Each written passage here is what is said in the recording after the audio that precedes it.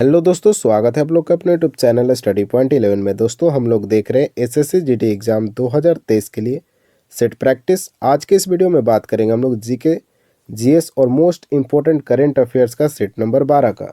इससे पहले 11 सेट हम लोग कर चुके हैं जीके, जीएस और करंट अफेयर्स का, और 12 सेट कर चुके हैं हिंदी का।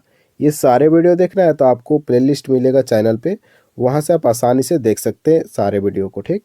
और दोस्तों अगर आपको पीडीएफ लेना है तो पीडीएफ के लिए आपको टेलीग्राम चैनल पे जुड़ना होगा। दोस्तों वीडियो के डिस्क्रिप्शन में आपको मिलेगा टेलीग्राम चैनल का लिंक, वहाँ से आप डायरेक्ट जुड़ सकते हैं टेलीग्राम ग्रुप से। तो दोस्तों इस वीडियो के बारे में बात करें तो कुल 20 प्रश्न देखने वाले हैं, प्लस में दोस्तों 20 प्रश्न हम लोग डिस्कशन के साथ देखेंगे, यानी कि 40 से 50 प्रश्न हम लोग एक वीडियो में करने वाले हैं और आपके लिए एग्ज़ाम के लिए काफ़ी इम्पोर्टेंट है, ठीक है। तो चलिए शुरुआत करते हैं दोस्तों। उससे पहले अगर वीडियो अच्छा लगता है तो आप लोग लाइक ज़रूर करें दोस्तों, और वीडियो को शेयर तो करना भूले नहीं दोस्तों, क्योंकि जितना परिवार बड़ा होगा दोस्तों उतना मज़ा आएगा स्टडी करने में और टेस्ट सीरीज लगाने में, ठीक है। तो आप लोग ज़रूर इस वीडियो को शेयर करेंगे अपने स्टडी ग्रुप में, चाहे आप फेसबुक पे हो, चाहे व्हाट्सएप पे हो, चाहे आप टेलीग्राम चैनल के कोई ग्रुप में है, तो वहाँ ज़रूर शेयर करना है, ठीक। तो चलिए शुरुआत करते हैं दोस्तों आज के पहले प्रश्न। तो ये रहा आपके स्क्रीन पे पहला सवाल है, रात में तारे टिमटिमाते नजर आते हैं, क्यों? दोस्तों 5 सेकंड का समय मिलेगा, आप कमेंट बॉक्स में उत्तर करेंगे या फिर कॉपी पे उत्तर करेंगे, क्योंकि दोस्तों मैं हर एक वीडियो में बोलता हूं कि जब भी मेरा वीडियो देखिए दोस्तों, पेन और कॉपी हाथ में लेकर ही देखें तो ज़्यादा अच्छा रहेगा आपके एग्ज़ाम के लिए और आपके लिए भी, ठीक है। तो पेन और कॉपी हाथ में लेकर वीडियो देखेंगे और 5 सेकंड के अंदर आप कमेंट बॉक्स में या फिर कॉपी पर उत्तर करते चलेंगे दोस्तों। और वीडियो जब अंत होगा तो आपको स्कोर शेयर करना ही करना है दोस्तों, ठीक है। नहीं तो फिर कोई फ़ायदा नहीं है सेट प्रैक्टिस लगाने से जब आप अपना स्कोर नहीं शेयर कर पाते हैं। राइट कितने हुए, रॉन्ग कितने हुए, आपको कमेंट बॉक्स में लिखना है, ठीक है। और वीडियो को तो शेयर बिल्कुल करना है दोस्तों, वीडियो को भी शेयर करते चलना है, ठीक। क्योंकि परिवार जब बड़ा होता है ना तो बड़ा मज़ा आता है, आपको भी पता है। तो चलिए देखते हैं इस प्रश्न का सही उत्तर क्या होगा। सवाल है कि रात में तारे टिमटिमाते नजर आते हैं, ऐसा क्यों होता है? तो आप डायरेक्ट बोलेंगे कि अपवर्तन के कारण ऐसी घटना हमको नजर आती है। दोस्तों जब आप रात को छत पर जाइएगा, क्योंकि तारे तो रात में ही दिखाई देते हैं, तो छत पर जब जाइएगा रात में तो आसमान में देखिएगा ना तो तारे टिमटिमाते नजर आते हैं हल्का हल्का। क्यों? तो अपवर्तन के कारण, एक प्रकाश की घटना है अपवर्तन, उसके कारण ऐसा होता है। हालांकि अभी आप रात में ना ही जाए तो अच्छा है, क्योंकि अभी कौन सा मौसम चल रहा है, ठंडा का मौसम चल रहा है, ठंडी लग जाएगी, ठीक। तो आपको अभी नहीं जाना है, जब गर्मी का दिन हो तो छत पे जब जाते हैं आप लोग तो देखते भी होंगे, ठीक। हालांकि मैं तो अभी रात में भी छत्ता पे ही रहता हूँ, क्योंकि वीडियो बनाने के बाद थोड़ा सा बाहर जाके थोड़ा मूड फ्रेश करता हूँ। तो दोस्तों इस प्रश्न का सही उत्तर क्या होगा? ऑप्शन नंबर बी हो जाएगा, अपवर्तन के कारण। तो रात में तारे टिमटिमाते नजर आते हैं, किसके कारण? अपवर्तन के कारण। अब बोलिएगा कि सर ये अपवर्तन क्या होता है? चलिए मैं बताता हूँ। एक अपवर्तन होता है और एक परावर्तन इसका भाई होता है। इन दोनों के बारे में हम लोग समझते हैं, जिससे आने वाले एग्जाम में आपके लिए काफ़ी फायदा होगा। देखिए अपवर्तन क्या होता है? जब प्रकाश की किरण एक पारदर्शी माध्यम से दूसरे माध्यम में प्रवेश करती है। पारदर्शी माध्यम किसे कहते हैं दोस्तों? जिसमें से प्रकाश गुजर सकता है, ठीक। तो जब प्रकाश की किरण एक पारदर्शी माध्यम से दूसरे माध्यम में प्रवेश करती है तो दोनों माध्यम को अलग करने वाला तल पर अभिलंबवत आपतित होने पर बिना मुड़े सीधे निकल जाती है, परंतु तिरछी आपतित होने पर वे मूल दिशा से विचलित हो जाती है दोस्तों। इस घटना को प्रकाश का अपवर्तन कहते हैं। ये मान लीजिए पारदर्शी है और एक दूसरा माध्यम है। अगर प्रकाश दोस्तों, प्रकाश की किरण इस पारदर्शी से गुजरती है तो दूसरे माध्यम में प्रवेश करती है, ध्यान से देखेंगे तो दोनों माध्यम में अलग करने वाले तल पर अभिलंबित आपतित होने पर बिना मुड़े ही सीधे निकल जाती है दोस्तों।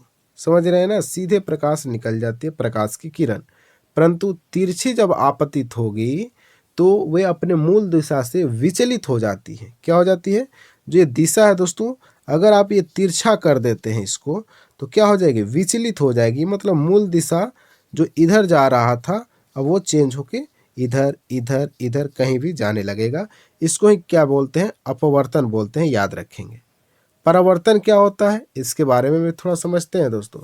प्रकाश के चिकने पृष्ठ से टकराकर लौटने की घटना परावर्तन कहलाती है।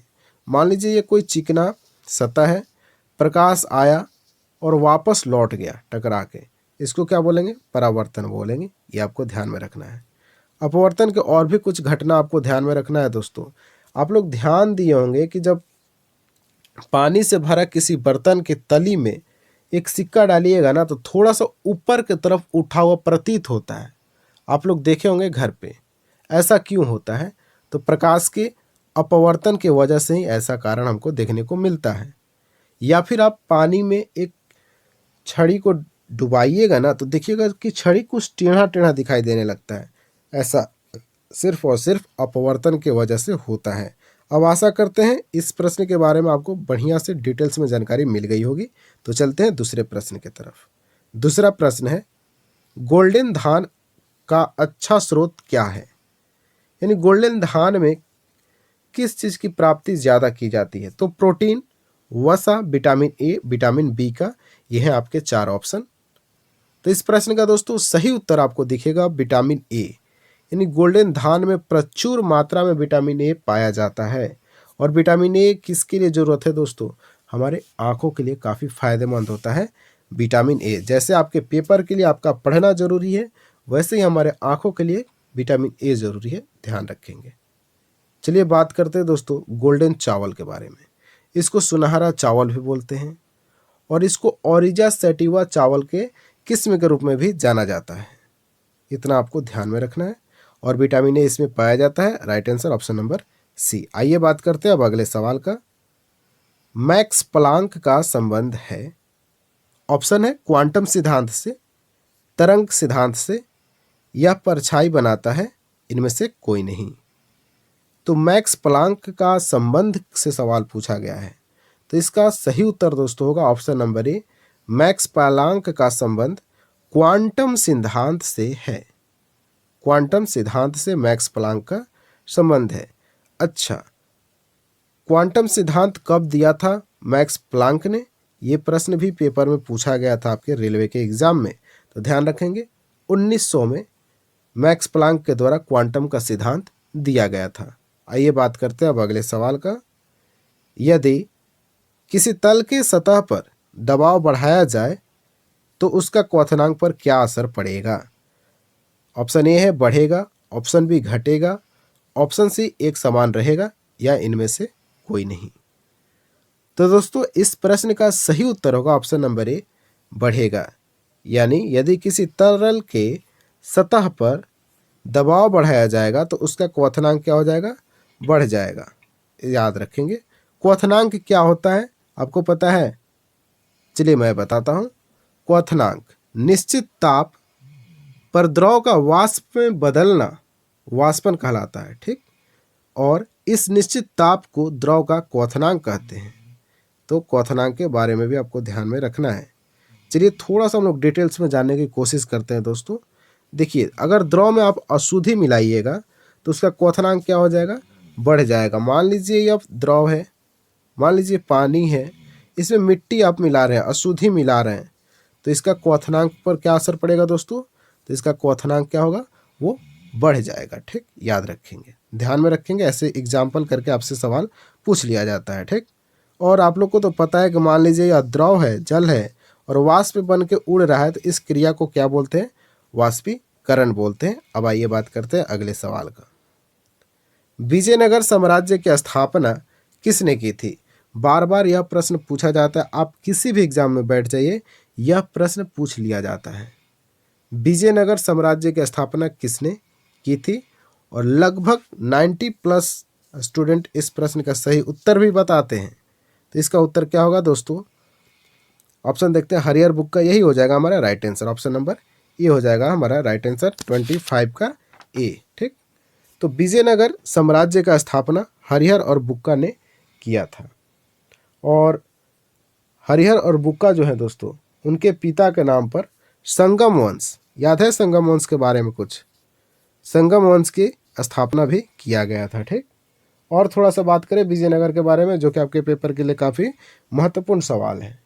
तो विजयनगर के राजा कृष्णदेव राय, याद रखेंगे, पूछा जाता है कि कृष्णदेव राय कहाँ के राजा थे, तो विजयनगर के। इन्होंने गोलकुंडा का युद्ध गोलकुंडा के सुल्तान कुली कुतुब शाह के साथ लड़ा था, याद रखिएगा, गोलकुंडा का युद्ध किसने लड़ा था, तो विजयनगर के राजा कृष्णदेव राय और गोलकुंडा के सुल्तान कुतुब शाह के बीच लड़ा गया था। मोस्ट इंपॉर्टेंट है दोस्तों। और भी यहाँ से कृष्णदेव राय से संबंधित सवाल है, जो कि अष्ट दिग्गज इनके दरबार में रहा करते थे, यानी 8 तेलुगु कवि रहा करते थे इनके दरबार में, और यह प्रश्न आपके पेपर में पूछा गया है। बात करें दोस्तों कृष्णदेव राय, इन्होंने आंध्र भोज की उपाधि को भी धारण किया था कृष्णदेव राय ने, याद रखेंगे इतना कृष्णदेव राय से मोस्ट इंपॉर्टेंट है। अब आइए बात करते हैं अगले सवाल का। भारत का राष्ट्रीय चिन्ह कहाँ से लिया गया है? सारनाथ स्थित अशोक स्तंभ से, पटना स्थित संग्रहालय से, कोलकाता स्थित संग्रहालय से, या फिर गया स्थित बौद्ध विहार से? तो दोस्तों भारत का राष्ट्रीय चिन्ह लिया गया है सारनाथ स्थित अशोक स्तंभ से, याद रखेंगे ऑप्शन ए हमारा राइट आंसर होगा। सारनाथ स्थित अशोक स्तंभ से भारत का राष्ट्रीय चिन्ह को लिया गया है। कब इसको अपनाया गया था दोस्तों, तो याद रखेंगे 26 जनवरी 1950 को अपनाया गया था राष्ट्रीय चिन्ह के रूप में।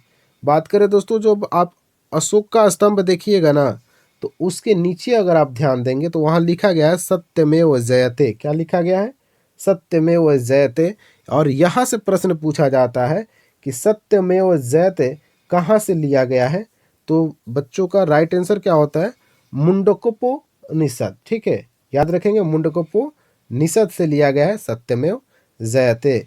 आइए बात करते हैं अब अगले सवाल का। राष्ट्रीय आंदोलन के विकास में किस वायसराय ने प्रमुख भूमिका निभाई थी? तो राष्ट्रीय आंदोलन के विकास में कौन सा वायसराय था जिसने प्रमुख भूमिका निभाया था दोस्तों? तो इसका राइट आंसर होगा ऑप्शन नंबर डी, बी और सी, यानी लॉर्ड रिपन और लॉर्ड लिटन। ये दोनों ने मिलकर दोस्तों राष्ट्रीय आंदोलन के विकास के समय प्रमुख भूमिका निभाई थी, और ये दोनों क्या है? वायसराय हैं। आइए इनके बारे में थोड़ा सा हम लोग डिटेल्स में जानेंगे, क्योंकि ये दोनों पर्सन जो हैं आपके पेपर के लिए काफ़ी इंपॉर्टेंट हो जाते हैं। देखिए लॉर्ड लिटन की बात करते हैं, कहाँ है ऑप्शन में? ऑप्शन बी में है लॉर्ड लिटन। देखिए इसका शासनकाल जो था 1876 से 80 तक था, ये आपको याद रखना है, क्योंकि इसके अंदर अगर जो भी प्रश्न आएगा तो आप डायरेक्ट लॉर्ड लिटन बोल सकते हैं। चलिए इसके बारे में बताते हैं कुछ इंपॉर्टेंट फैक्ट के बारे में। देखिए वर्नाकुलर प्रेस एक्ट आया था 1878 में, तो उस समय भी यही वायसराय था। और इसी के शासनकाल के दौरान सिविल सर्विसेज परीक्षा में बैठने की उम्र जो है दोस्तों 21 वर्ष से 19 वर्ष कर दिया गया था घटा के, यानी 2 वर्ष घटा दिया गया था। किसके शासनकाल में? लॉर्ड लिटन के शासनकाल में। अब दूसरी ओर बात करते हैं लॉर्ड रिपन के बारे में। लॉर्ड रिपन भी आपके एग्जाम के लिए इम्पोर्टेंट है। इसका शासनकाल 1880 से, यानी लॉर्ड लिटन का शासनकाल खत्म और लॉर्ड रिपन का शासनकाल शुरू हो गया था। 1880 से 1884 तक रहा इसका शासनकाल। और इसके शासनकाल में दोस्तों इसने जो लॉर्ड लिटन के द्वारा वर्नाकुलर प्रेस एक्ट 1878 में लाया गया था उसको समाप्त किया। दूसरी बात, इसने सिविल सर्विसेज परीक्षा में बैठने की उम्र को बढ़ाकर 19 से फिर से 21 वर्ष कर दिया। तीसरी बात दोस्तों, नियमित 10 वर्षीय जनगणना की शुरुआत भी 1881 में की गई थी दोस्तों। आपको याद है ना, मैं इसके बारे में डिटेल्स में बता चुका हूँ जनगणना के बारे में। तो 1881 में नियमित रूप से जनगणना की शुरुआत हुई थी। किसके शासनकाल में? तो लॉर्ड रिपन के शासनकाल में। और इसी के शासनकाल में दोस्तों एक और इम्पोर्टेंट काम हुआ था, प्रथम फैक्ट्री अधिनियम लाया गया था 1881 में। ये सारे फैक्ट आपको याद रखने हैं या आपको कॉपी में नोट भी कर लेना है, ठीक।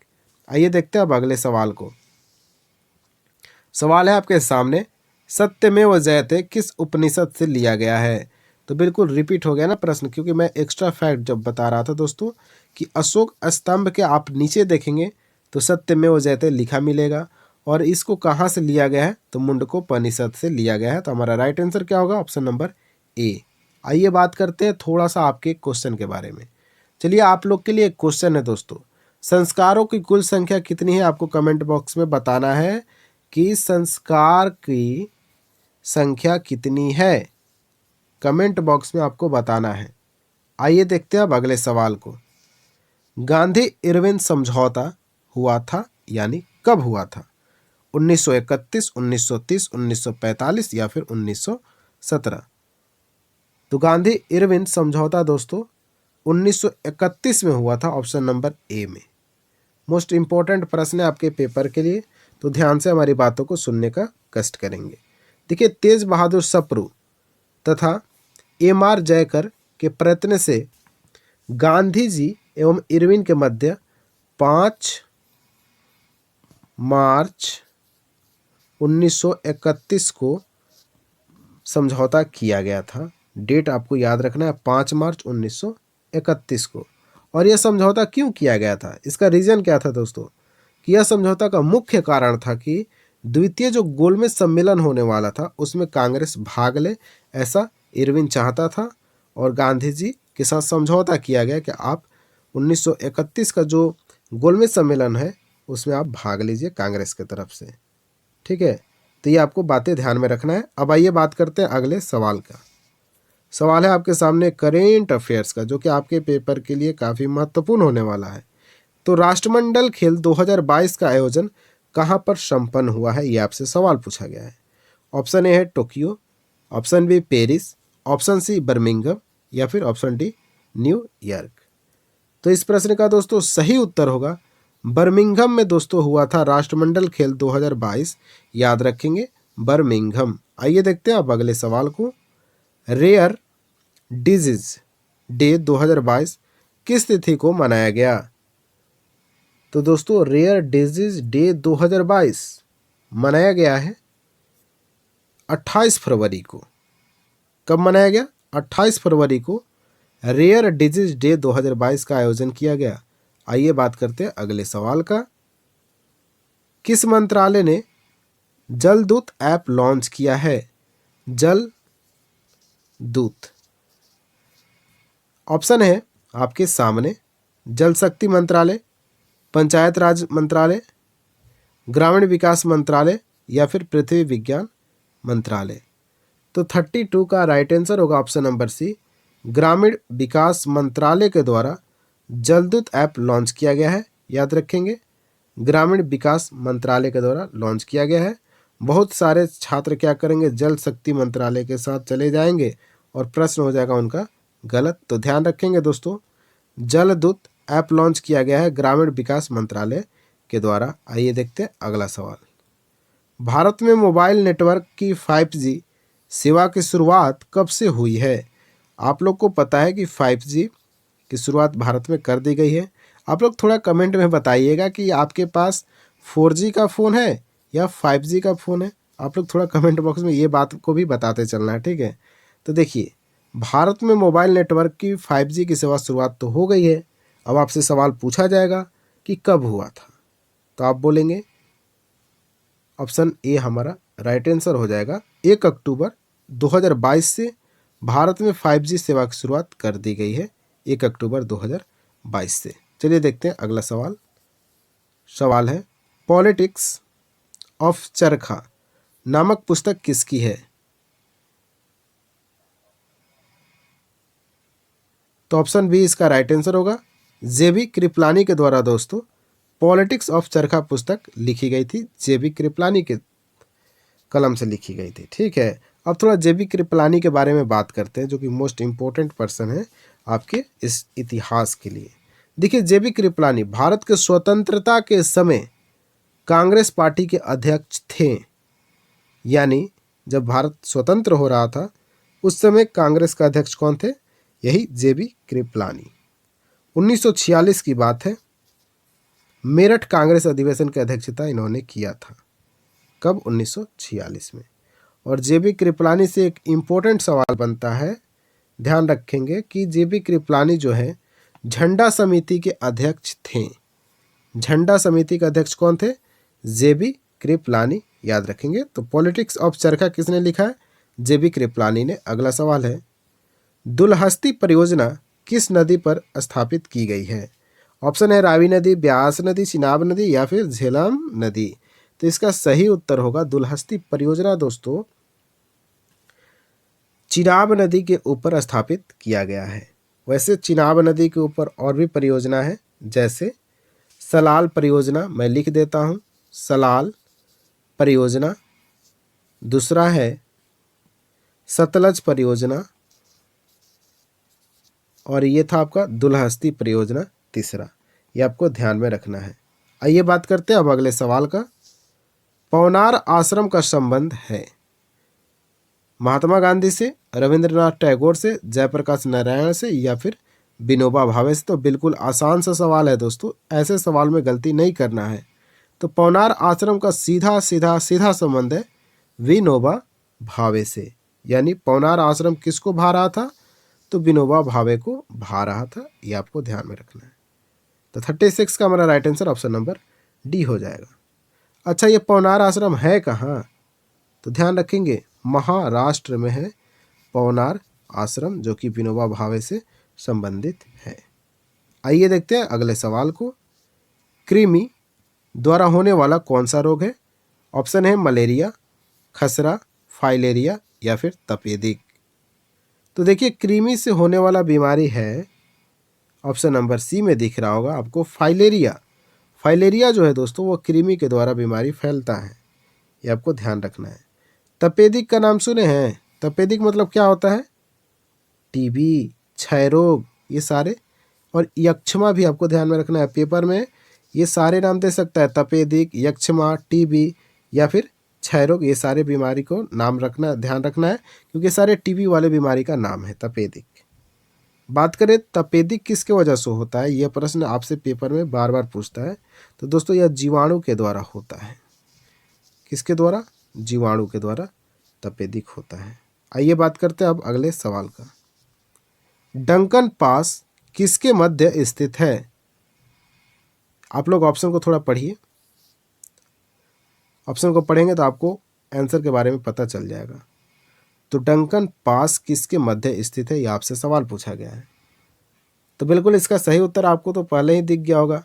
दक्षिण और छोटा अंडमान के बीच डंकन पास स्थित है। तो हमारा right answer option number A हो जाएगा। आप लोग को पता है एक होता है 8 डिग्री चैनल, दूसरा होता है 9 डिग्री चैनल और तीसरा होता है 10 डिग्री चैनल। इसको आप लोग याद किए हैं कभी? बिल्कुल आप लोग याद किए होंगे, हालांकि भूल गए होंगे अभी। चलिए मैं रिपीट करता हूँ। देखिए 8 डिग्री चैनल जो है कहाँ स्थित है? मालदीव और मिनी काय के बीच। मालदीव और मिनी काय के बीच है 8 डिग्री का चैनल। 9 डिग्री चैनल कहाँ स्थित है? तो लक्षद्वीप और मिनी कॉय के बीच है, ये भी आपको ध्यान में रखना है।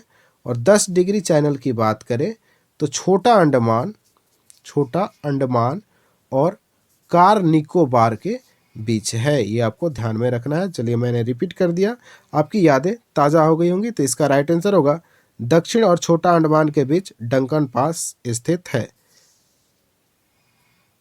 यदि राष्ट्रपति और उपराष्ट्रपति दोनों के कार्यालय जो है रिक्त है तो कौन भारत के राष्ट्रपति के तौर पर काम करेगा? यानी कि दोस्तों सीधा सीधा आपसे सवाल पूछा गया है कि कोई समय है जब ना तो भारत का कोई राष्ट्रपति है ना ही कोई उपराष्ट्रपति है, तो उस समय भारत के राष्ट्रपति के तौर पर काम कौन करेगा? बहुत इम्पोर्टेंट सवाल है और भारतीय होने के नाते आपको इस प्रश्न का उत्तर तो याद होना ही चाहिए। भारत के प्रधानमंत्री, भारत के लोकसभा अध्यक्ष, सत्तारूढ़ पार्टी का सबसे वरिष्ठ सदस्य या फिर भारत के मुख्य न्यायाधीश? आप लोग को तो उत्तर पता है ना, फटाफट आप लोग कमेंट बॉक्स में उत्तर कीजिए। चलिए फटाफट इस प्रश्न का उत्तर आप लोग कमेंट बॉक्स में कीजिए 39 का, और जो भी उत्तर करेंगे ना तो 39 लिखकर यहाँ उत्तर करेंगे, ठीक है? और पूरा लाइन लिखेंगे जो भी आपका उत्तर होगा। चलिए इस प्रश्न का उत्तर आप लोग देंगे कमेंट बॉक्स में। देखते हैं हम लोग अगला सवाल है आज का हमारा अंतिम। भारत गणराज्य में वित्तीय आपात स्थिति खाली स्थान के द्वारा घोषित की जा सकती है। देखिए वित्तीय आपात की स्थिति किसके द्वारा घोषित किया जाता है, ये तो आपको पता है। राइट आंसर क्या होगा? आपातकाल कौन घोषित करता है जी? तो राष्ट्रपति करता है। कौन कौन अनुच्छेद है? 352, 356, और 360, ये तीनों अनुच्छेद के तहत भारत में राष्ट्रपति घोषित किया जा सकता है। किसके द्वारा? राष्ट्रपति के द्वारा। ये आपको ध्यान में रखना है। तो चलिए, आपको यह वीडियो कैसा लगा दोस्तों, आप लोग कमेंट बॉक्स में बताएंगे।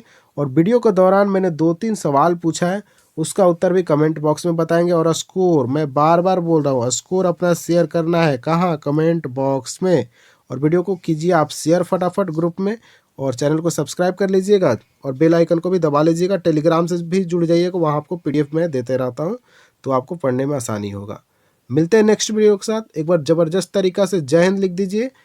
जय हिंद, जय भारत।